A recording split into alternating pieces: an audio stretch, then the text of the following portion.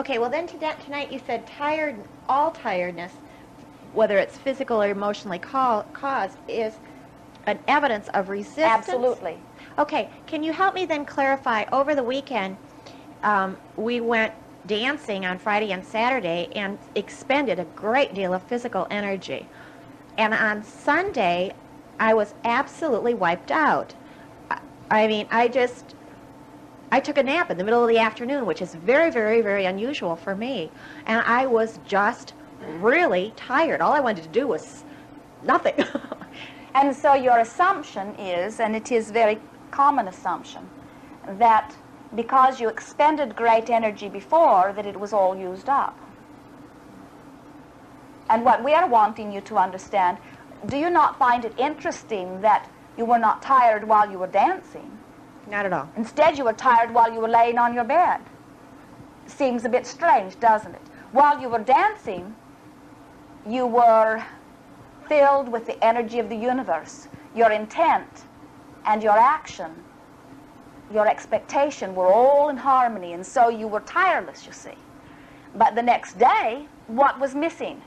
Decision, intent.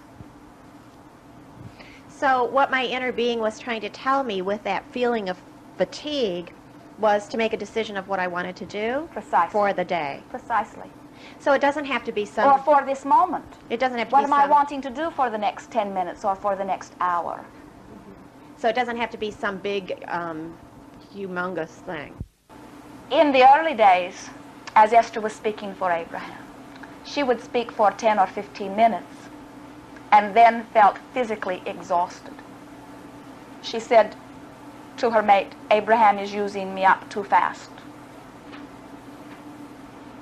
The old thought, I only have so much energy and it is being expended, instead of understanding that energy is always in motion. You receive it and off it goes, in other words. We said to her, what is making you tired is resistance. For she was sitting very still, her eyes were closed, she was not allowing herself to move. It was just a mouth moving, you see. And so we were offering energy. She was resisting. She was frightened. She was not sure what was happening to her. She was afraid to just let it flow. And so her resisting the energy was exhausting to her. In time, she began to trust. She began to trust that we were not going to sweep her away into some other dimension, or that she was not going to grow old and wrinkled and white overnight, as many of the horror stories she had seen. And as she relaxed and started enjoying, then she found it energizing, you see. And that is what you were experiencing as you were dancing, or that is what you experience whenever you get involved in a project, you see. If you find yourself flattening out, it is an indicator that you've lost your way for a moment. And so then stop and rethink what you're doing. Think in terms of what you're wanting to be and have and do. Think about the project. Focus upon the positive aspects. Focusing upon the positive aspects, above all other things that we could encourage you to do, brings energy back into your experience. Because that is your natural state of being. Your inner being exists in that state of pure positive emotion. And so just by deciding that you're going to think positively about something, you naturally put yourself in that mode and right away feel better, you see. Technically, the only thing that ever hinders you, ever, is a conflicting thought. And every time you have a conflicting thought, you have negative response. And so every time you're not allowing, your guidance system is telling you. And so it is a simple thing, is it not, whenever you feel negative emotion, to focus upon the positive aspect of something, and you're back on the track again, and so is your energy flow. Any comments to that? I notice that when I get up in the morning, sometimes I wake up at 2:30, 3 o'clock in the morning, pretty commonly. Then I'll get up and I feel really good, and I'll write for an hour or maybe 2 hours or 3 hours, maybe listen to the radio or watch a little television while I'm writing, just kind of on the side. I feel really good. And then I go back to bed with Esther and sleep for an hour or whatever, 2 hours. And then when I wake up, like this morning I woke up, I told Esther this later, and I said, I just felt really deflated and really, really flat, and I had no energy. But I looked at the chickens are storming the gate and want me to come out and do things with them. And the plants are out here wanting food and water. And there was 3 or 4 things all to be done that I'd have to get cleaned up and dressed up to go outside to do. And I finally just went out and pulled weeds for 2 hours. And I really, really felt great just pulling weeds and letting the chickens and the plants and everybody do their own thing for a while. And then, as I was telling this to Esther, I said, and Esther says, well, I'm not sure how much you're getting done pulling all those weeds. I said, They well, seem to be growing very rapidly. They are going crazy out there. They look forward to my arrival, too. But what I'm saying with, and Esther said, I'm not sure how much good you're doing. And I said, but I am really happy. So if I'm really happy pulling weeds, I said, if it ever gets to the point I'm doing it out of lack, because I'm worried about weeds, Good. it'd be another story. Good. You see, you were experiencing indecision. Yeah, as you looked around at all of the things to be done. Too many. Many projects all happening simultaneously, far beyond that which you mentioned. Oh, yeah. And so you experienced for a moment a feeling of overwhelmment, not knowing which direction to go first. But upon making a decision, then you regained your feeling of energy, you see. But even though it was a relatively simple and unproductive thing, I really felt good doing it. But when you think about it, now, you've already spoken it, but we are wanting to add emphasis to it. Action, the action part of your experience, it is difficult to put it into numbers, but it is a very small part of what is making your world go round. The way you feel is by far a larger part. Mm-hmm. And so if you can do whatever you do to get yourself feeling good, then you are in much better position than if you are just banging it out, you see. That you cannot physically orchestrate or bang into position things that the universe can orchestrate for you. Esther called the hotel in Dallas wanting to make arrangements for sleeping rooms for October, November, December, January, and on. And she said, I want that special weekend rate that I always get. And the girl working the computer said, it is too late for October, they are all sold out. And Esther said, okay, but I would like it then for the date in November.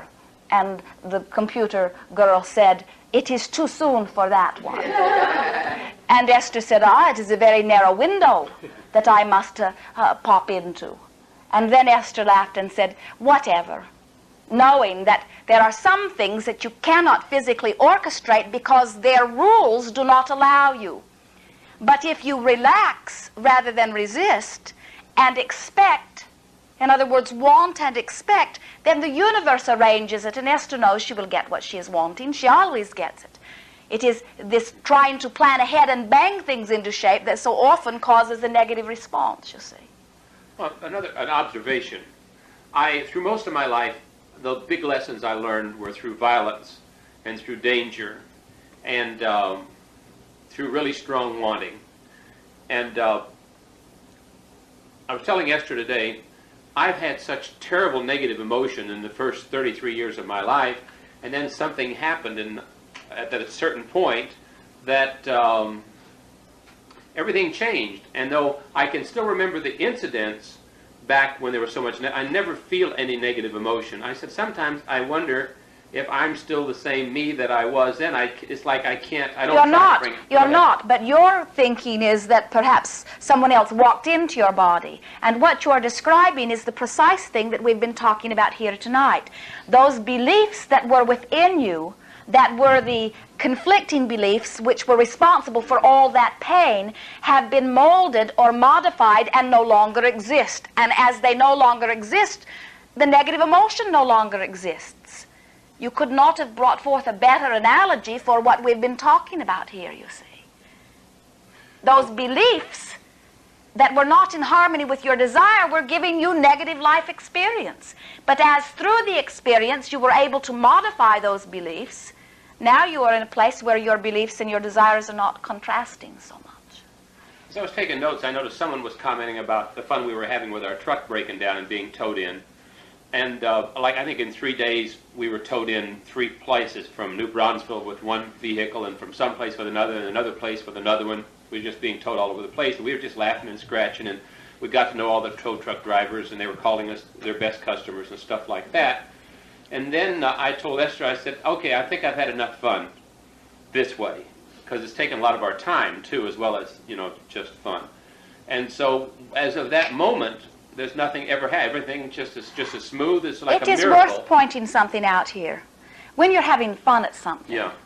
you do attract it. But we would say to you that it was negative expectation, which is not fun, that was your point of attraction. In other words, one breakdown begets another, begets another, begets another. You were pivoting it into fun. Okay. Yeah. And maybe because you were fun. pivoting it into fun, eventually you stopped having it. In other words, any way you look at it, you can call it fun all you want. You can say, oh, what a fun time we've had. But the truth of it is, you are not wanting that experience, you see. And true. so it was the pivoting into a position of feeling better. Yeah, that's right. We had fun once the truck was on the tow truck, so to speak. Oh, nothing bad ever happens. No, but to it wasn't necessarily fun at the moment. There are things you prefer. Right. And you are in the process of discovering Okay. them. Is that not what life is about? That's the other thing I want to talk about. You're losing your audience.